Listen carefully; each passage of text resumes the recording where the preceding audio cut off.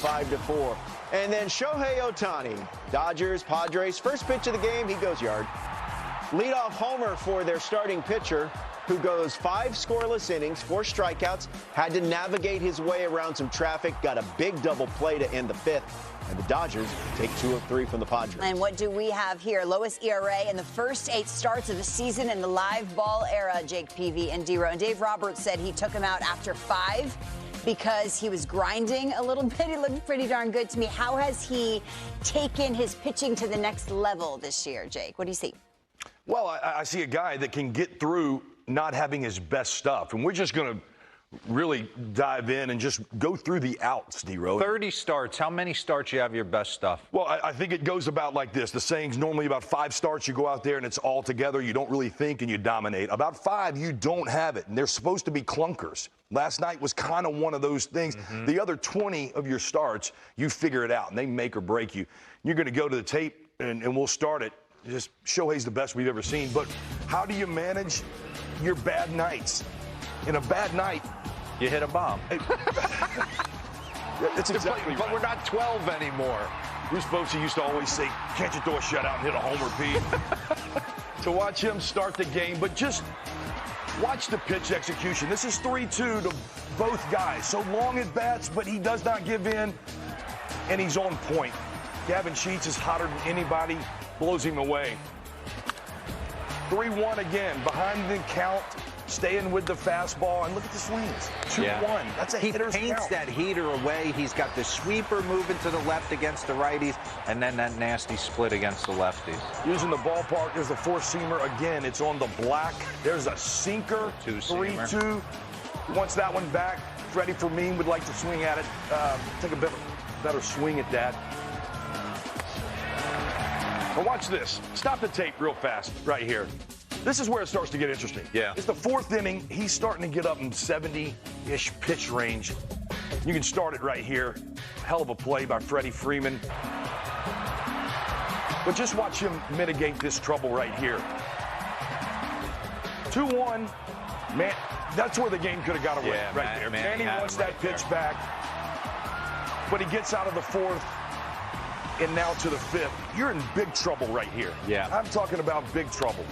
Bryce Johnson just does enough coming in the game for Merrill to get on. It's a great piece of 2-strike hitting by Nick Castellanos. 1st and 3rd, nobody out, and you've got a 3-run lead. Look at that. We're gonna watch this again, right? Check it back, check it back. I didn't say throw to second. How many guys would have checked him back and thrown to second instead of take the out at first? This gets him out of it right here. Back that tape up and back that tape up to where he makes the play. It's 1st and 3rd, nobody out, and you've got a 3-run lead. Watch that. I think after the mound visit right there, mound visit went something like this. Look, he's going to be aggressive. Let's make a pitch right off the corner of the plate. See if we can get him to chase our pitch, and that's exactly what happened.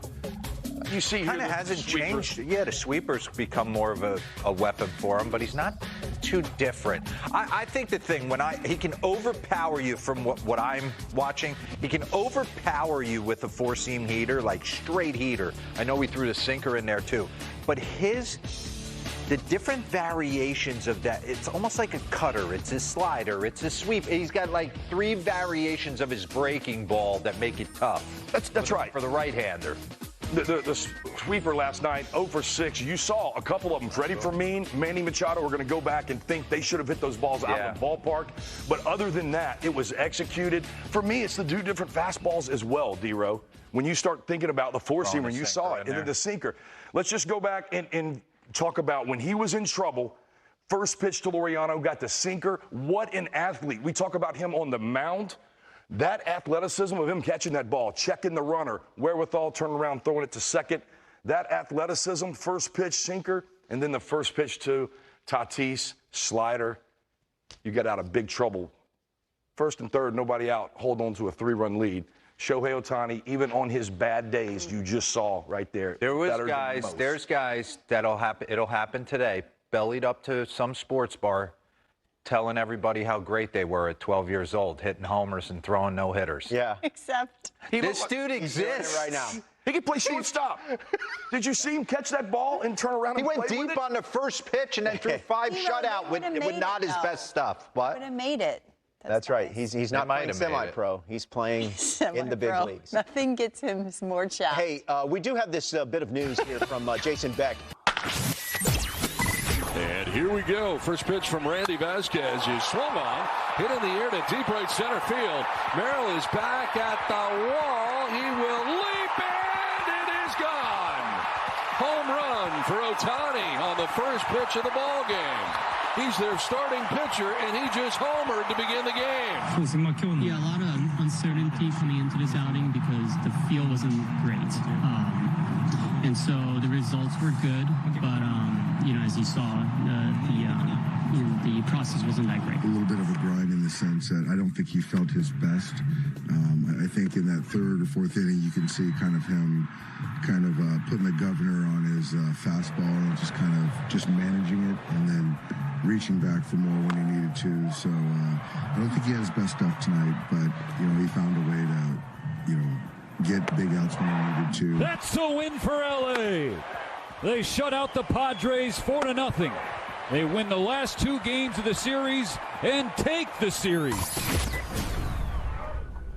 You heard from Dave Roberts, the manager of the LA Dodgers, and Shohei Ohtani. And Shohei Ohtani sets the tone early, gets the home run off Randy Vasquez, who, scouting reports say he's going to come to the top part of the zone early. If you meet him there, you could have good results. Shohei Ohtani did not wait. Got jammed on the pitch.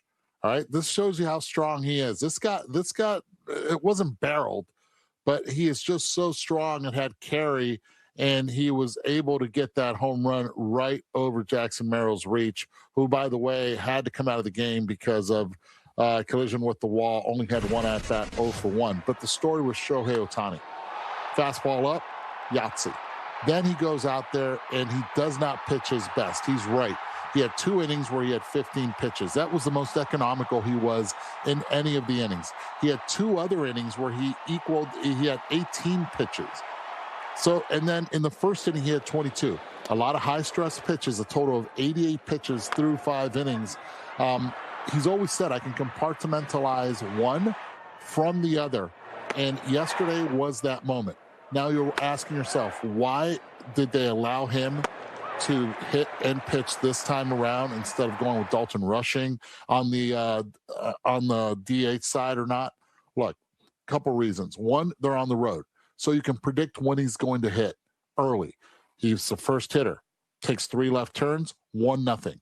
Then he can take his time, go out on the mound. But second, they made it different. They swapped him and Emmett Sheehan around. Right. So they can have a day off, which they do have today.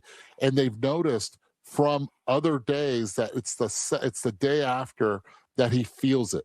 So might as well now with his legs. Now he has a day off. He's probably sleeping like Mickey, my dog, that sleeps like 20 hours a day now. So you're looking at Shohei probably sleeping now. And by the time we come on air tomorrow, he'll probably still be sleeping. Yeah. By the way, how's Mickey's stomach doing these days? I know you had some issues there a couple of weeks ago. Is he doing a little better? Okay, good. He's doing well. He's doing well. Got his teeth cleaned. He's looking sharp right now, man. Oh, he's nice. Looking sharp. I love that. Good. Glad to hear that. As is Ohtani, yeah. $180 to get your teeth cleaned. For a dog. We got to talk. It's a toy poodle. It's not a big mouth, man. It's not a big mouth. Let's go. Let's clean it up a little bit here. I mean, it's got to be tough to keep the dog's mouth open while you're trying to clean the teeth, right? I mean, it's a poodle. I would think it's a toy poodle. Right, but how do you keep his mouth open? And no anesthesia either. So it's wow. Look, I just say, Mickey, open your mouth. He goes, ah.